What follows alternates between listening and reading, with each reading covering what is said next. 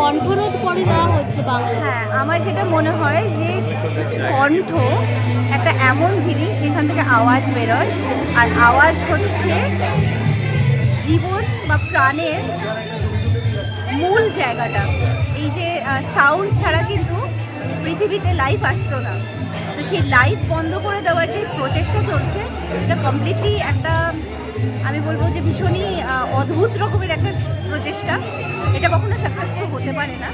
এবং যারা ভাবছে যে এইভাবে কণ্ঠস্বর রোধ করা যায়, তারা ভুল ভাবছেন, কারণ এতগুলো যুগ ধরে কেউ পারেনি। সুতরাং মানুষ যখন কিছুটা বলতে চাইছে, কোনো তার ভাব প্রকাশ করতে চাইছে, বা তার নিজের দেশের কোনো একজন দেবী বা দেবতাকে নিয়ে গান গাইতে চাইছে, আমার মনে হয় না এইটাকে নিয়ে কখনো কোনো অপোজ করা উচিত। কারণ সেটা তার ভালোবাসার জায়গা, খুব পার্সোনাল জায়গা, এবং সেই পার্সোনাল জায়গাটা সে খুব ভালোবেসে দর্শকের সাথে শেয়ার করতে চাইছে। তো দর্শক, যেরকম আর্টিস্টদের কিছু ডিউটিস থাকে দর্শকের প্রতি, দর্শকেরও কিন্তু কিছু কোড অফ কন্ডাক্ট থাকে। তো একটা আর্টিস্টকে দেখার জন্য আমার মনে হয় সেই কোড অফ কন্ডাক্ট কখনো ভাঙা উচিত।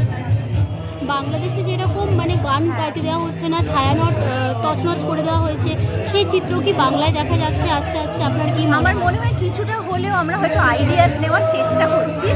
আমি বলবো না যে আমরা আইডিয়াস নেব, কারণ আমাদের পশ্চিমবঙ্গের মানুষ খুব ভালো, তাদের অন্তর খুব ভালো।